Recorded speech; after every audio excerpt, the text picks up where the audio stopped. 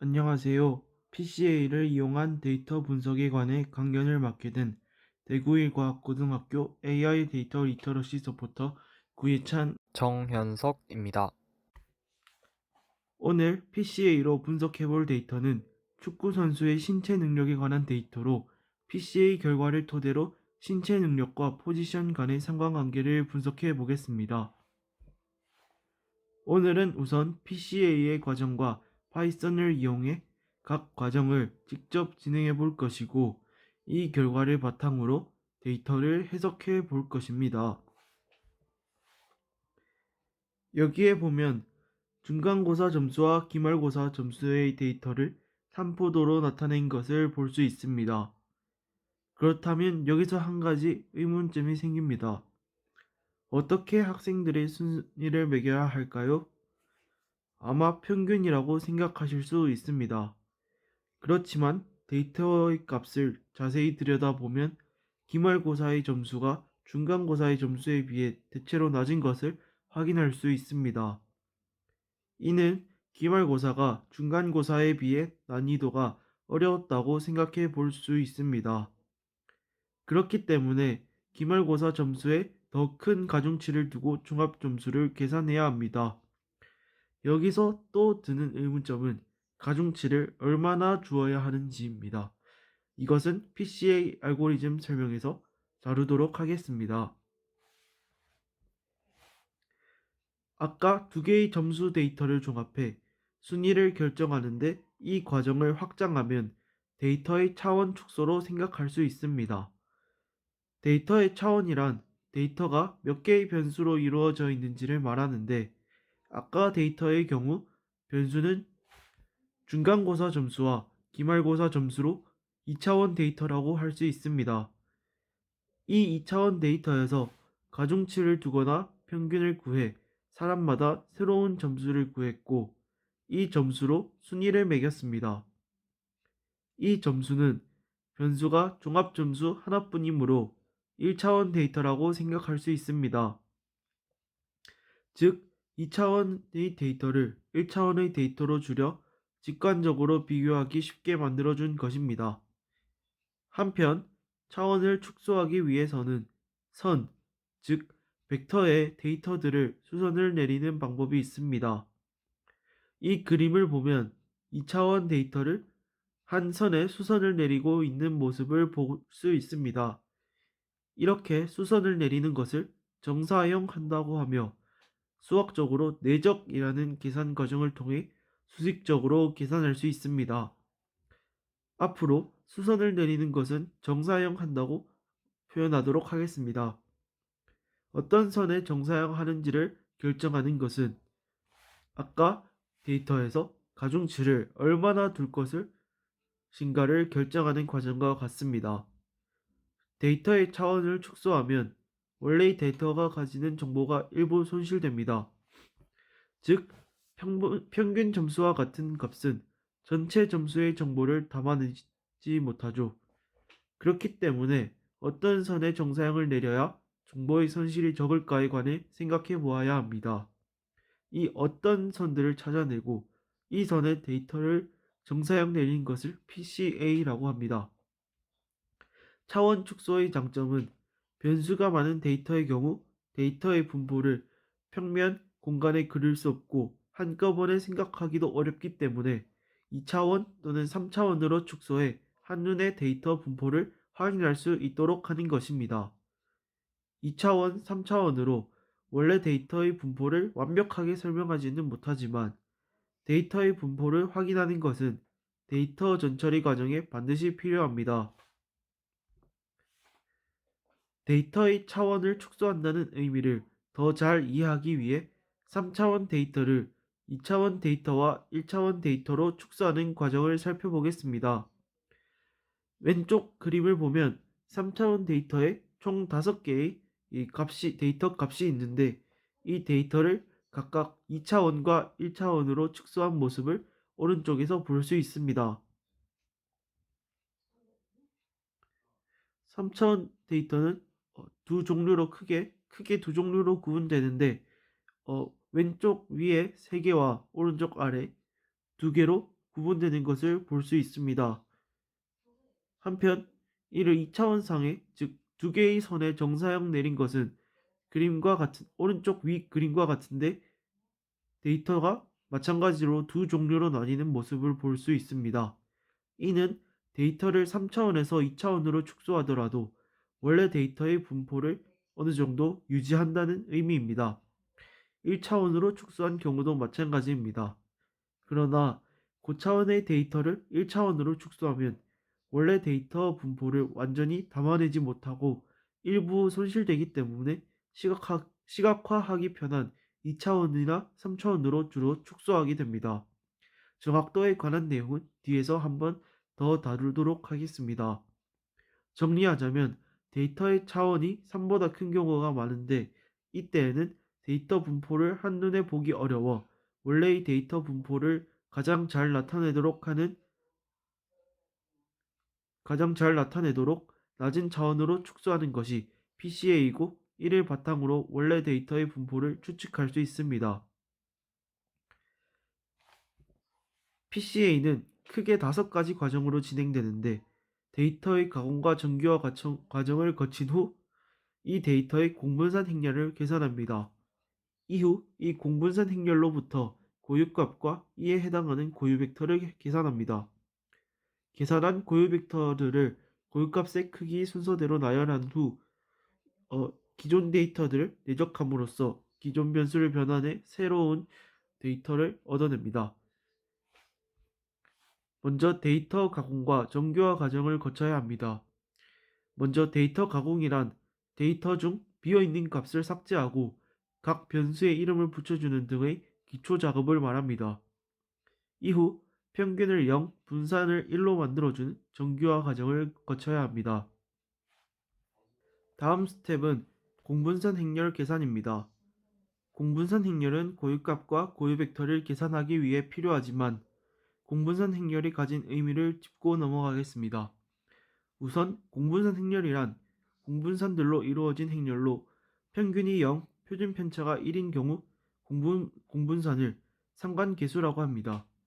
이 상관계수는 두 변수가 어떤 관계를 가지냐를 설명해 주는데 상관계수가 1에 가까우면 강한 양의 상관관계를 가진다고 하며 한 변수의 데이터가 증가하면 다른 변수의 데이터도 증가한다는 의미입니다.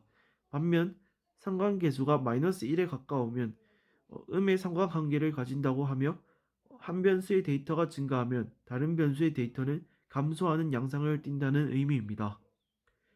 상관계수가 0에 가까우면 서로 상관관계가 없다는 의미입니다. 그림을 보면 왼쪽이 공분산 행렬을 의미하는데 왼쪽 위부터 A와 A의 공분산, A와 B의 공분산, A와 C의 공분산 이런 형태로 공분산 행렬이 나타납니다. 그리고 오른쪽 그림을 보면 가장 왼쪽에는 양의 상관관계를 가지는 데이터 분포를 볼 수 있는데 X값이 증가하면 Y값도 함께 증가하는 양상을 볼 수 있고 반면 오른쪽 끝에 있는 그림을 보면 X값이 증가하면 Y값이 감소하는 음의 상관관계를 가지고 있는 것을 볼 수 있습니다. 그 다음이 스텝 3 고유값과 고유 벡터 계산입니다.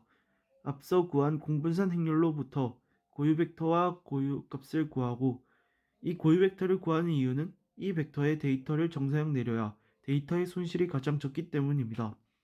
이를 증명하는 과정을 설명하면 너무 길어지기 때문에 생략했습니다.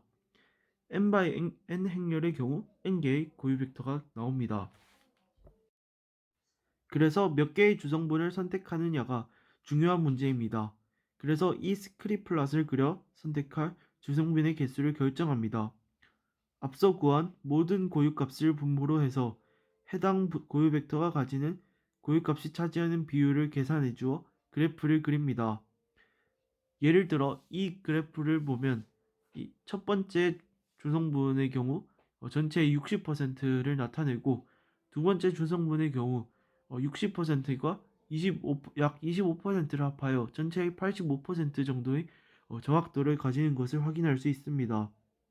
또 이 그림을 분석하는 방법은 이 그래프상에서 꺾이는 지점을 확인하는 것인데 이 점을 특별히 엘보우 포인트라고 합니다. 이 엘보 포인트에 해당하는 개수의 주성분만을 선택하여 원래 데이터들의 분포를 잘 설명해 준다는 것이 잘 알려져 있습니다. 예를 들어 보면 이 그래프에서는 이 3이 엘보 포인트로 보통 두 번째나 세 번째의 주성분까지를 이용한다는 것을 확인할 수 있습니다. 그러나 엘보 포인트에 해당하는 주성분이 뚜렷하지 않을 경우에는 보통 70% 이상의 주성분을 선택합니다. 지금부터 파이썬을 통한 실습을 하겠습니다. 오늘 실습에 사용할 데이터와 파이썬 코드는 영상 후반부 드라이브 링크를 통해 공유하겠습니다. 네, 그러면 우선 파이썬 실습에 앞서 파이썬이 무엇인지에 대해 먼저 알아보도록 하겠습니다. 파이썬은 높은 생산성과 쉬운 문법을 특징으로 합니다. 특히 파이썬은 과학과 공학에 친화적인 프로그래밍 언어입니다. 파이썬은 오픈소스로 모든 사람들에게 공개되어 있습니다. 그렇기 때문에 이미 많은 라이브러리가 존재합니다. 이러한 특징들 때문에 파이썬은 교육용 프로그래밍 언어로 각광받고 있습니다. 그러면 파이썬을 코딩할 개발 환경을 선택해 보겠습니다.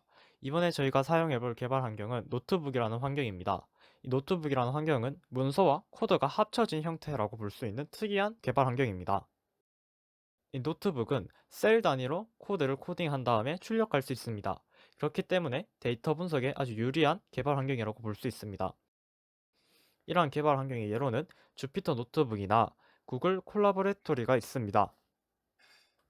그 중에서 저희가 사용할 것은 구글 콜라보레토리인 구글 콜앱입니다. 이 구글 콜앱은 클라우드 기반 주피터 노트북 개발 환경이라고 볼 수 있습니다. 그렇기 때문에 별도의 파이썬 설치 없이 웹상에서 쉽게 개발할 수 있습니다.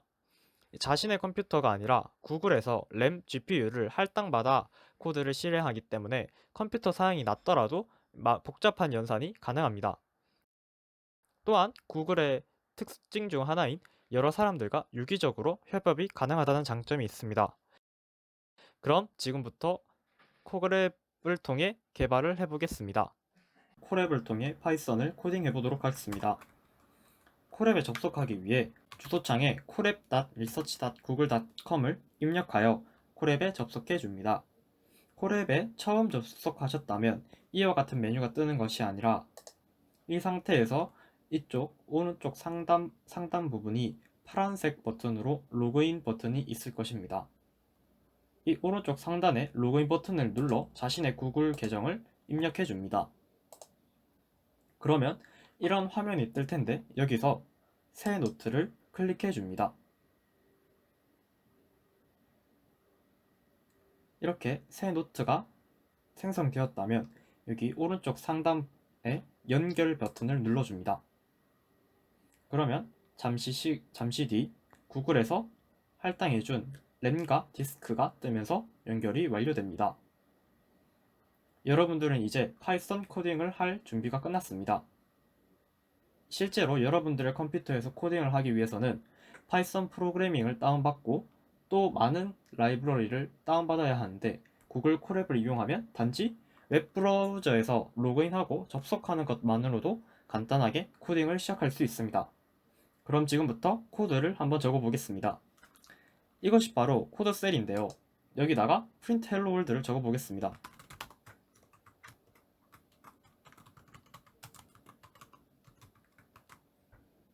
이렇게 한 코드를 적은 뒤 왼쪽 실행 버튼을 이용하여 셀을 실행시켜주면 이렇게 hello world가 성공적으로 출력되는 것을 보실 수 있습니다. 이제 이 콜앱을 이용하여 본래 프로젝트였던 PCA를 수행해 보도록 하겠습니다. 우선 빅데이터 분석을 하기 위해서는 분석할 빅데이터가 필요하겠죠. 이 데이터가 바로 오늘 우리가 분석해 볼 데이터입니다. 이 데이터는 피파 21이라는 게임 내 선수들의 능력치를 모은 데이터입니다. 보시면 키, 몸무게, 가속력, 최고 속력, 민첩성, 균연성, 점프력, 체력, 근력, 포지션에 대한 정보가 선수들마다 쭉 있는 것을 볼 수 있습니다. 데이터의 크기는 600 x 10으로 게임 내 영국 프리미어 리그 선수들 중 종합 능력치가 높은 순으로 상위 600명의 데이터를 수집하였습니다. 이렇게 보시면 0부터 599까지의 데이터가 있는 것을 확인할 수 있습니다. 이 데이터를 파이썬에서 불러오려면 CSV라는 확장자로 파일을 저장해야 합니다. 그런 다음 구글 드라이브에 들어가 줍니다. 콜앱을 실행하였다면 이 내 드라이브에 콜앱 노트북스라는 폴더가 생성되었을 것입니다. 이 폴더로 들어가서 아까 저장한 PCA를 하고자 하는 데이터를 업로드 해줍니다. 그런 다음 다시 콜앱 파일로 들어가 주겠습니다. 이제 이 콜앱 파일에다가 내 구글 드라이브를 연결시켜서 드라이브에 올려놓은 파일에 접근해 보겠습니다. 여기서 왼쪽 막대에 파일 버튼을 클릭해 줍니다. 그 다음 가장 오른쪽에 있는 드라이브 마운트를 클릭해 보겠습니다. 그러면 이런 메시지가 뜨면서 구글 드라이브 액세스 권한을 요구합니다. 드라이브의 연결을 클릭. 드라이브가 마운트 될 때까지 잠시 시간이 걸립니다. 이렇게 드라이브가 성공적으로 마운트 되면 드라이브라는 새로운 폴더가 생긴 것을 볼 수 있습니다. 이 파일을 계속 들어가다 보면 마이 드라이브, 아까 내 드라이브에다가 올렸으니까 마이 드라이브에 콜앱 노트북스를 들어가 보면 아까 이 CSV 파일이 성공적으로 저장된 것, 불러온 것을 볼 수 있습니다. 그러면 이제 분석을 위한 준비가 끝났습니다. 지금부터 본격적으로 시작해 보겠습니다. 우선 필요한 라이브러리들을 불러오겠습니다.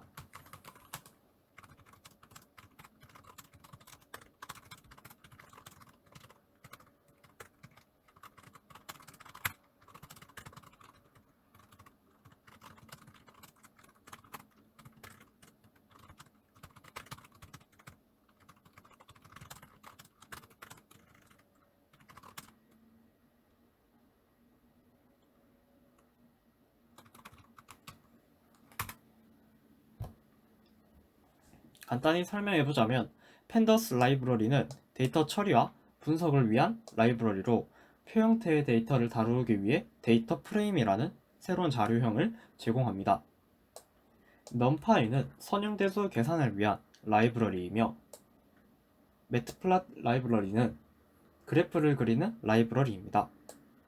이 scikit-learn이라는 라이브러리는 머신러닝 라이브러리이며 데이터의 전처리 과정에 주로 사용됩니다. 그러면 셀을 한번 실행해 보겠습니다. 셀 실행은 컨트롤 엔터입니다. 컨트롤 엔터를 통해 셀을 실행하였습니다. 그런 다음 컨트롤 NB를 통해 셀을 추가해 주시고 파일 경로를 설정해 보겠습니다. 파일 경로는 아까 찾아놓은 이 폴더의 오른쪽에 동그라미 3개를 눌러서 파일 경로 복사를 한 뒤 다운표 사이에 컨트롤 V를 통해 붙여 넣어주시면 완료됩니다. 셀을 실행해 주도록 하겠습니다. 그런 다음 다시 셀을 추가하여 그 다음에 CSV 파일을 불러오겠습니다.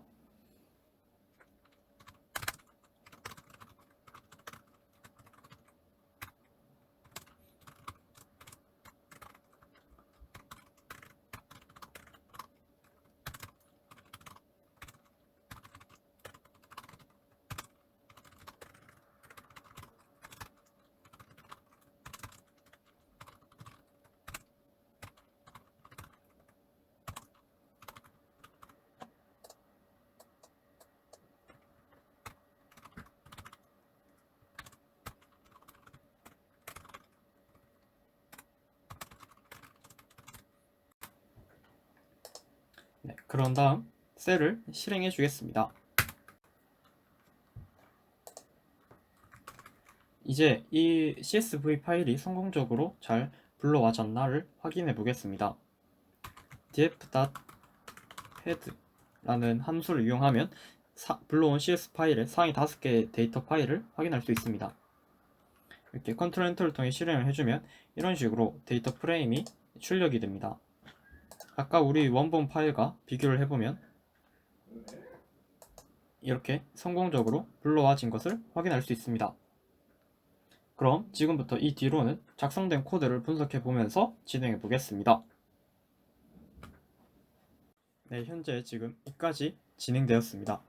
그럼 밑에 코드를 설명해 보겠습니다. 이 코드는 지금 PCA에서 사용해야 될 데이터는 이 수 데이터들입니다.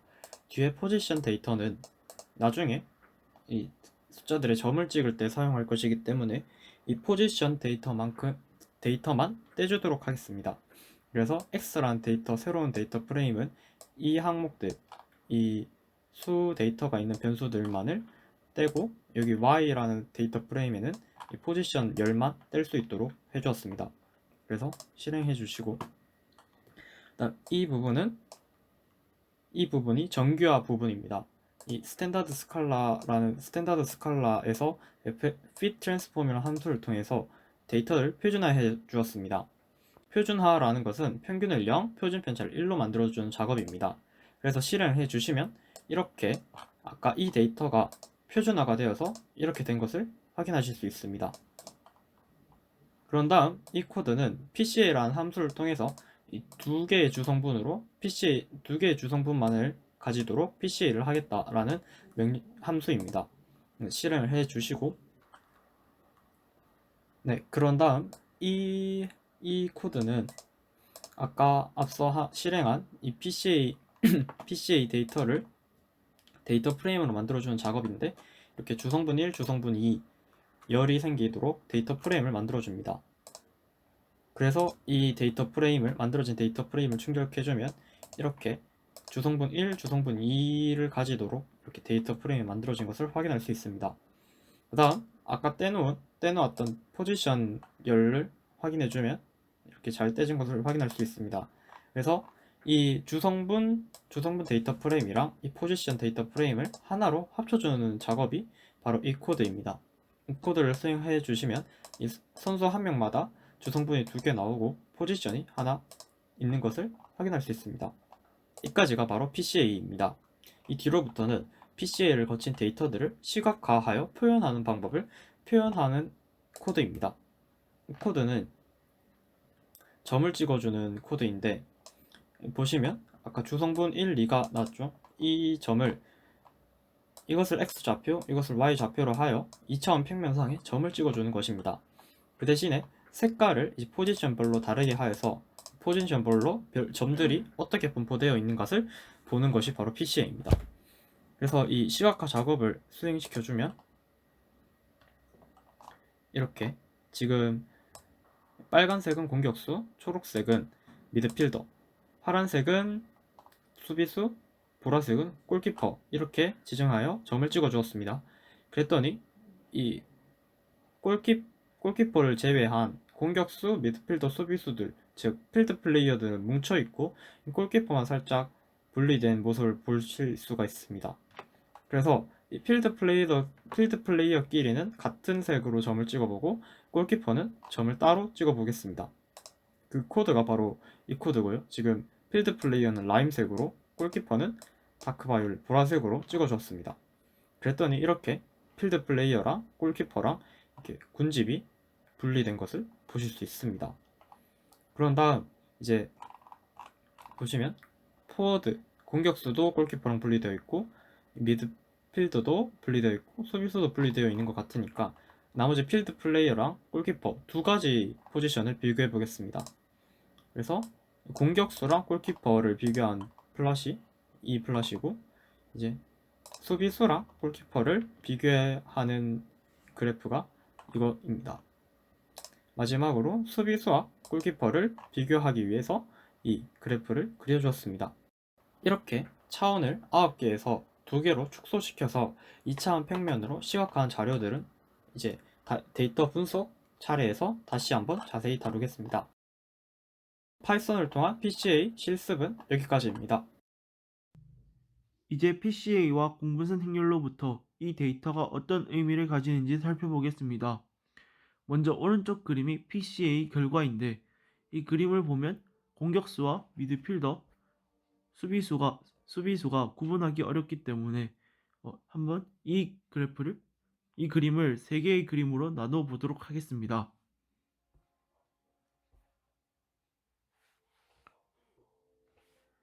공격수와 골키퍼, 미드필더와 골키퍼, 수비수와 골키퍼의 3점도로 구분해 보았는데, 이 3점도들을 보면 골키퍼와 각 포지션의 주성분 데이터들이 차이가 있음을 확인할 수 있습니다.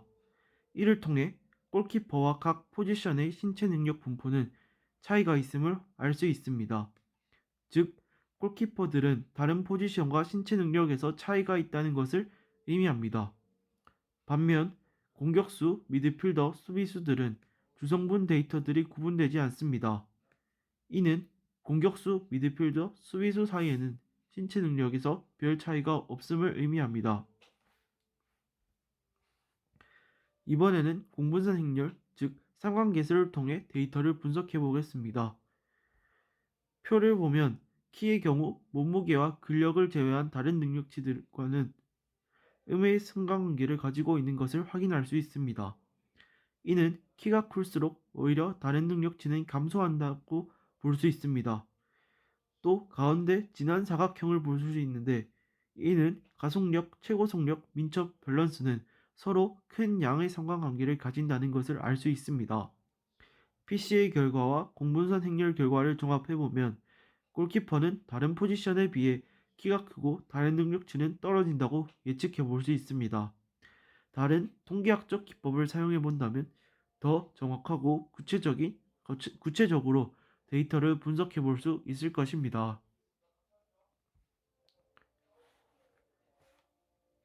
감사합니다.